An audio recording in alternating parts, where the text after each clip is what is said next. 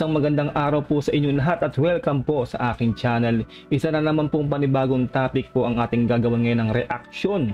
Mula po ito kay Mebs Castle. Ilalagay ko po sa description ang link na kanyang video para po makapag-subscribe po kayo sa kanyang channel. At huwag nyo rin po sana kanilimutan na mag-subscribe po sa aking channel para po ma-update po kayo kapag po naglalabas po tayo ng ganitong mga reaction video. Wala na po tayong kailangan pang gawin pang iba pa. Simulan na po natin to. Ang title po nito, USA Navy Admiral Aquilino, paglalamayan ang China. Pusa aatake ang USA kahit di na magdeklara ng war. Simulan na po natin to. Let's do this. Paglalamayan na sana ang China. Kaso, peke pa lang inilabas na video ng Chinese Foreign Ministry. Tama. Fake news talaga tong China kahit kailan.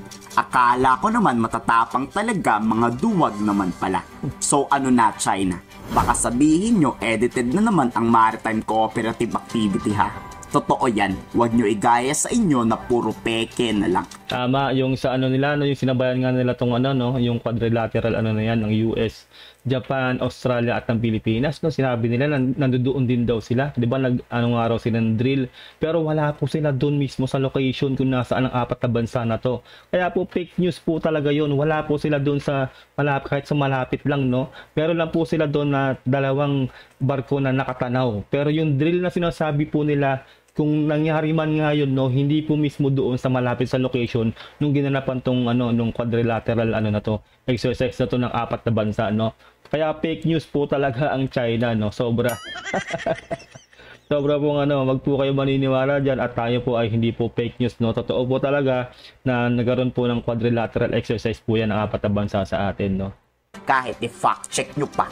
At syempre kung nagsasanay ang Pilipinas at Amerika sa pakikipagdigma sa karagatan, magkakasa rin to ng pagsasanay sa kalangitan. Yes. Papali pa rin ang mga fighter jet at posibleng magpaspato ng Batanes. Ano ang ibig sabihin nito? Pupunta sa Taiwan ang Philippine Air Force at US Air Force. So posibleng rumisponde ang Pilipinas sa Taiwan kung sakaling magkagera doon. Tama naman, di ba? Para saan pa ang gagawing military exercises kung wala naman tong dahilan o connection sa Taiwan? Pwedeng mag-reach up to beyond Batanes at yung northern tip natin, no? Anong involved dito? Mga fighter aircraft from both air forces. So, may FA-50s tayo, tsaka merong F-16 from the US side. Mga usual air combat maneuvers, basic fighter maneuvers, tactical intercept. Dito sasanayin kung paano mabilis makakaresponde ang US Air Force sa oras ng giyera. Ito na, nabanggit ko na yun tungkol dun sa Batanes, no, yun na pinostehan na po talaga rin yun po ng ating gobyerno. May mga military presence po talaga tayo doon. Sa Palawan din meron. Halos lahat po ng pulo talaga. Yung mga end-to-end, no, na pulo po natin na pwede pong masalakay po ng China ay may mga nakaposte na pong mga sundalo po tayo doon. At nagte-training po talaga po sila ron para mag-counter, no, counter combat po tawag doon. No? Kumbaga, pag tayo po yung sinasalakay, no, kasi hindi naman po talaga tayo ang sasalakay sa China kung sakasakali po, no. Talaga po tayo po ay dedepensa lang muna, no. Kasi po ay, yun nga, yung tutulad po yung sinabi ni Pangulong Bongbong Marcos, no, hindi po kailangan po ang US sa atin na magtayo po ng permanenteng base dito po sa atin sa Pilipinas, tulad po dati, no, nung dekada 90s, no. Hindi na po ganoon, no. Kumbaga kakailanganin lang po sila kapag po tayo ay inaatake. Pero pag hindi naman po tayo inaatake ay hindi naman po sila pwedeng gumawa ng opensiba. Kaya po mautak po ang ating presidente, no, na talaga pong hindi na po talaga rin na pwede na magtayo ng permanenteng base ang US. So, kumbaga, tulong lang po sila kung sakasakali po tayo po ay aatakihin ng China. Ang galing po ng presidente natin. Kung may lumubog man na isang barko ang Pilipinas o may mamatay tayong tauhan, agad aatake pabalik ang US Indo-Pacific Command. Tama. Dito hindi na kailangan pang magdeklara ng giyera ang US kontra sa China. Kasi nasa rules po kasi talaga yun, di ba? Mai-invoke na po ang ano noon, ang kumbaga yung contract, no, kumbaga pag talaga po may nasaktan po sa atin o may namatay po sa part po ng Navy natin diyan sa West Philippine Sea sa pag-atake po ng China, talaga pong kahit hindi na po magdeklara ng giyera po, no, talaga pong automatic po pwede na pong umatake po ang US kasi po tayo po ay allied, no, kaalyansa po natin ng US, no. Nasa rules po yan, kaya sana lang naman po talaga na pag di po tayo tinigilan ng China sa pag-atake ng water cannon, sana wala pong masawi sa part po natin. No? Yun ang po pinagpipray natin. Siyempre po, mahirap din po talaga na mayroon po tayong masawi. Kasi po, masakit po para sa atin yun kasi po wala nga po tayong kalaban-laban kasi hindi po tayo lalaban talaga ng physical. No? Idadaan po yan talaga sa legal na paraan po sa international law. Yun doon po ang ang ginagawa po ng ating Pangulong Bongbong Marcos para po talagang panalo tayo. Kusang ma-activate ang Mutual Defense Treaty at agad-agad maglulunsad ang Amerika ng airstrike laban sa China. Tama. Dito muling inulit ni Admiral John Aquilino. Committed ang US na protektahan ang karapatan ng Pilipinas laban sa walang basehang pang-aangkin ng Chinese government. Saka yan nabanggit na yan, di ba, yung pinagmitingan po nila na talaga pong kailangan po talaga ay malayang paglalayag po dyan sa West Philippine Sea. Kahit sino po, no? Hindi lang po ang Pilipinas, hindi lang ang China, lahat po na pwede pong dumaan dyan o maglayag dyan. Kaya yun po yung pinaglalaban po dyan, no? Na makadaan po dyan sa West Philippine Sea nang walang alinlangan o walang humahadlang. Which is ginagawa po talaga ng China. Ay sila po ang humahadlang, sila po ang gumagawa po ng provocation po talaga, no? Hindi po tayo, binabaliktad po tayo ng China, sinasabi po nila tayo daw po nagpo-provoke, tayo daw nagsisimula para mag-cause ng gera, hindi po. Yung China po talaga ang nambubuli o nangaharas po sa atin, kaya maling-mali po talaga sila rito, kaya nakikita na po talaga ng buong mundo na mali po ang ginagawa ng China. All of the nations in the region have the right to operate and gain the resources that are allowed to them inside of their exclusive economic zone. The Philippines are no different.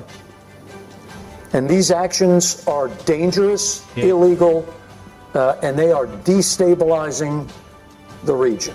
The illegal claim of everything inside of the self-proclaimed 9 or 10-dash line.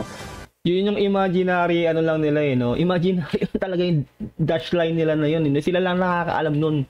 No, wala pong ganun. Isipin nyo, di ba? Grabe po sila kumbaga guhitan natin yan, atin na yan, ito, atin din yan. Parang ganun po yung gusto palabasin ng China no? Talaga pong sila, kumbaga, wala po sa batas, kumbaga. Sinasabi na ni Admiral Aquilino, di ba? Napakatindi po nito, ito po talaga nagsabi niyan na kapag may namatay po sa atin, no, sa part po ng Navy natin, talaga pong yun nga po. Susugod na po talaga ang US, no? Kasi po, nasa agreement po yan, no? Of everything inside of the self-proclaimed 9 or 10-dash line as Chinese sovereign territorial waters has no basis in international law, and it has been decreed by the 2016 tribunal that it, in fact, the Chinese have no legal claim. Kung kay dating Pangulong Duterte, okay lang na binubuli tayo, kay Pangulong Bongbong Marcos ngayon, hindi yan katanggap-tanggap. Tama, no? Isipin nyo yun, no? Nakakahiya talaga yung ating dating Pangulo. Kasi po, hinahayaan niya lang, no? Kung nabanggit nyo, ay napanood niyo po yung isa kong vlog, no? Na talagang binanggit niya nga po doon na parang dinidiscourage niya na agad yung kanyang mga mamamayan. No? Tayo po, noon, na yun nga, na huwag na nating labanan yung China kasi nga, bubombahilan tayo ng isang missile yan, sinasabi yan, dinidiscourage niya tayo. Maling-mali po talaga, no? Sobrang cringy po noon. At ito po ngayon, ang ating Pangulo po talaga ay palag-palag po talaga. Kasi po Marcos po yan. Tandaan nyo po, no? Talaga pong pag Marcos po talaga, hindi po yan magpapasindak po talaga. Talaga pong meron pong pangil po ang gobyernong Marcos, no? Kaya po dapat po nating suportahan po ang ating gobyerno, lalo tayo po ay Pilipino. Wag po tayong pabubulag po doon sa mga propaganda po ng mga pro-Marcos, no? Kasi po, hindi talaga Kumbaga, ipaglaban po natin ang sariling atin, paglaban po natin ang ating bansa. Tayo po ay Pilipino, hindi po tayo Chinese. Yun lang po, no? Kayo, gusto nyo bang minamaliit lang tayo ng China? Hindi naman tama yan, di ba? Tama. Dito hindi papayag ang Administrasyong Marcos, inaapi-api lang ang mga Pilipino. Yes. Hindi hahayaan ni PBBM na may mamatay pa sa West Philippine Sea bago tayo umaksyon.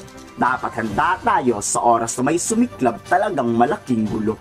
Kaya nga, di ba, nagpapalakas na nga po tayo, no? Lahat po talaga halos, no, ng equipment, yung mga warship po natin, dumarating na po, magkakaroon din po tayo ng submarine for the first time ever.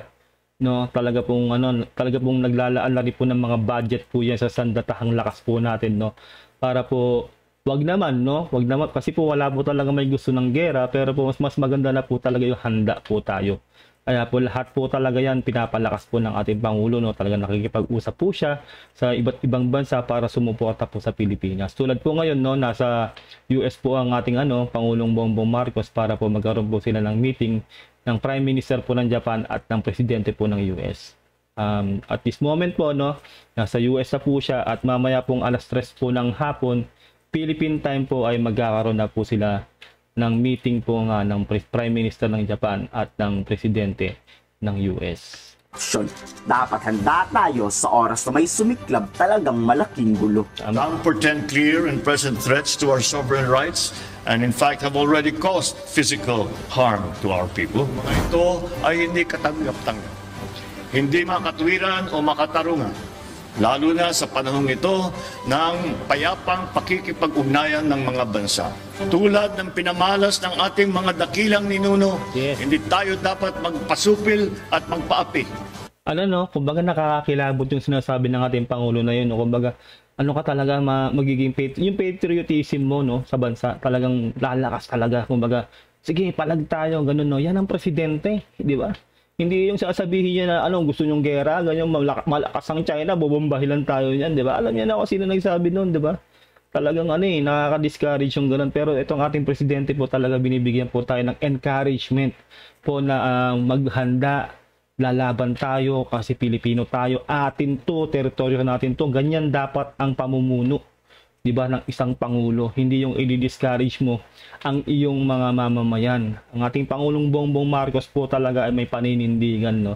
Napakatindi po nito. Saka po talaga pong dumaan din po ito sa mga maraming training. Isa rin po siyang musang, no. Alam niyo yung musang, scout ranger din po ang ating Pangulong Bongbong Marcos. Kaya po hindi rin po ito basta-basta, no. Marami po rin siyang dinagdaanan pong training, no. Lalo na sa loob ng ating sariling bakuran. Naway, mapagkunan natin ito ng pang-ibayong kamalayan, tapang at lakas ng loob. Higit sa lahat, naway patuloy nitong pagtibayin ang ating pagkakaisa at ang ating pagiging makabansa.